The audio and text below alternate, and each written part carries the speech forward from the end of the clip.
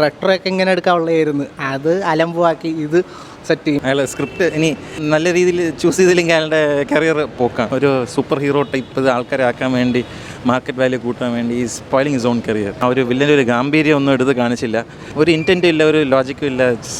Completely disappointed. Retro എന്ന് പറയാൻ പറ്റില്ല. ആ ഒരു കോസ്റ്റൽ ഏരിയയിൽ ഫൈറ്റ് എവിടെയോ ഒരു സാമ്യം പോലെ തോന്നുന്നെങ്കിലും സെക്കൻഡ് ഹാഫ് നമ്മൾ പലയിടത്തും കണ്ട സിനിമകളാണ്.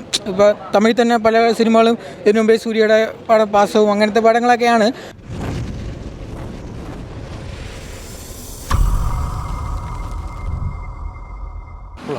കുഴപ്പമില്ല, നല്ല പടമായിരുന്നു. വിജയ് ദേവരോണ്ട് തന്നെ കമ്പാക്ക് എന്ന് പറയാം. ലൈഗറിനെ കാട്ടി റെട്രോയൊക്കെ ഇങ്ങനെ എടുക്കാനുള്ളതായിരുന്നു, അത് അലമ്പുവാക്കി ഇത് സെറ്റ്. ഇമോഷനുണ്ട്, ആക്ഷൻ ആവശ്യത്തിനുണ്ട്. ഒരു സെക്കൻഡ് പാർട്ടിൽ വരാം. വില്ലനും കൊള്ളാം, എല്ലാവരും കൊള്ളാം. ഫസ്റ്റ് ഹാഫ് കൊള്ളാം, നല്ല അടിപൊളിയായിട്ട് എടുത്തിട്ടുണ്ട്. മേക്കിംഗ് എല്ലാം അടിപൊളിയാണ്. ഓൾ ഓവർ ആൾമോസ്റ്റ് ഓക്കെയാണ്. സെക്കൻഡ് ഹാഫ് ഇത്തിരി ചെറിയൊരു ലാഗ് ആയിട്ട് ഫീൽ ചെയ്തു. ആൾമോസ്റ്റ് അടിപൊളി പടം, നല്ല പടം. കൊള്ളാം ബ്രോ, കുഴപ്പമില്ല. മേക്കിംഗ് നൈസ് ആയിരുന്നു. ബി ജി എം അതിലും വേറെ ലെവല്, വില്ലൻ വേറെ ലെവല്. നല്ലായിരുന്നു. കണ്ടോണ്ടിരിക്കാം. വെങ്കടേഷ്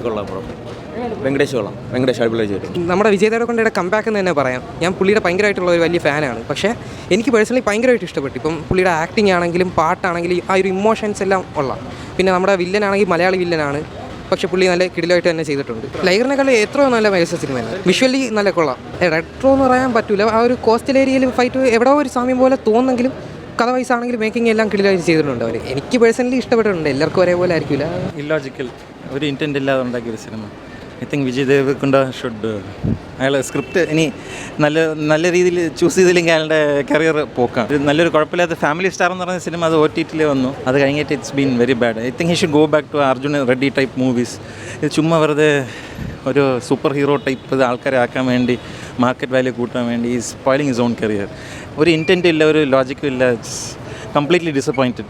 വില്ലന് ആർക്കും ഒരു ഇൻറ്റൻറ്റ് ഇല്ലാതെ പോലെ തോന്നി. ഒരു വില്ലന് ഈവൻ ഇവിടുത്തെ നമുക്ക് അറിയാവുന്നൊരു ലോക്കൽ ഒരു വ്യക്തിയാണെങ്കിൽ പോലും ആ ഒരു വില്ലൻ്റെ ഒരു ഗാംഭീര്യം ഒന്നും എടുത്ത് കാണിച്ചില്ല. But overall did not make any sense or intent anything. At the end of the day it's ഭയങ്കര let down. It's horrible movie. നല്ല ബിജി പടം കൊള്ളാം. സെക്കൻഡ് പാർട്ടുണ്ട്. ഇല്ല റെട്രോയും കാട്ടി കുറച്ചും കൂടെ നല്ലപോലെ എടുത്ത് വെച്ചിട്ടുണ്ട്. സ്റ്റോറിയൊക്കെ നോർമലാണ് ബ്രോ, പക്ഷേ BGM നല്ല രീതിക്ക് എലവേറ്റ് ചെയ്ത് കയറിയിട്ടുണ്ട്. ചെറുതായിട്ടൊരു സിമിലാരിറ്റി തോന്നും സ്റ്റോറിയിൽ. ലൈഗറിനെ എത്രയോ ബെറ്ററാണ്, ഉറപ്പാണ്. കൊണ്ടുപോകുന്നത് തന്നെ BGMലാണ്. നമുക്ക് ഫസ്റ്റ് ഹാഫ് അത്യാവശ്യം നന്നായിട്ട് പോയിട്ടുണ്ട്. സെക്കൻഡ് ഹാഫ് കുഴപ്പമില്ല. അങ്ങനെ എടുത്തു പറയാനും വലിയ പടങ്ങളോ കാര്യങ്ങളൊന്നും അല്ല. അത്യാവശ്യം കൊള്ളാം. BGMലാണ് പടം മുന്നോട്ട് കൊണ്ടുപോകുന്നതും കാര്യങ്ങളെല്ലാം ചെയ്യുന്നത് BGMമാണ്. സെക്കൻഡ് ഹാഫ് ഫുള്ളും BGMൻ്റെ കളിയാണ്. വിജയ് ദേവരകൊണ്ടൊക്കെ അടിപൊളിയായിട്ട് ചെയ്തിട്ടുണ്ട്. പ്രത്യേകിച്ച് എടുത്തു പറയുന്നത് നമ്മളെ വെങ്കി ബ്രോയാണ്. പുള്ളിയുടെ പെർഫോമൻസ് വൈസ് പീക്ക് ലെവലാണ്. പുള്ളിക്ക് ഇഷ്ടംപോലെ ചാൻസസ് ഇനി തെലുങ്കിൽ തന്നെ ഇതുപോലത്തെ ക്യാരക്ടേഴ്സൊക്കെ ഒരു ഉറപ്പാണ്, 100% ഉറപ്പാണ്. കാരണം അത്രയും പെർഫോമൻസ് വൈസിൽ പുള്ളിയാണ് തകർക്കുക. പലയിടത്തും വിജയ് ദേവരകൊണ്ടയും കാട്ടി വെങ്കി കുറച്ചും കൂടി ബെറ്റർ ആയി എന്ന് തോന്നിയിട്ടുണ്ട് പല സീനും. സെക്കൻഡ് ഹാഫ് നമ്മൾ പലയിടത്തും കണ്ട സിനിമകളാണ്. ഇപ്പോൾ തമിഴിൽ തന്നെ പല സിനിമകളും ഇതിനു മുമ്പേ സൂര്യയുടെ പടം പാസവും അങ്ങനത്തെ പടങ്ങളൊക്കെയാണ്. പക്ഷേ എന്നാലും അത്യാവശ്യം കണ്ടിരിക്കാനും കുഴപ്പമില്ലാത്ത സിനിമ. നോർമലി ഒരു തെലുങ്ക് മറ്റേ ക്ലീശ പടമൊന്നുമല്ല, അത്യാവശ്യം കൊള്ളാത്ത പടമാണ്. അതൊക്കെ വെച്ച് കുഴപ്പമില്ല. വലിയ സംഭവം പീക്ക് ലെവൽ സംഭവമൊന്നുമല്ല, പക്ഷേ എന്നിരുന്നാലും അത്യാവശ്യം കണ്ടിരിക്കാനും കാര്യങ്ങളൊക്കെ ബെറ്ററാണ്.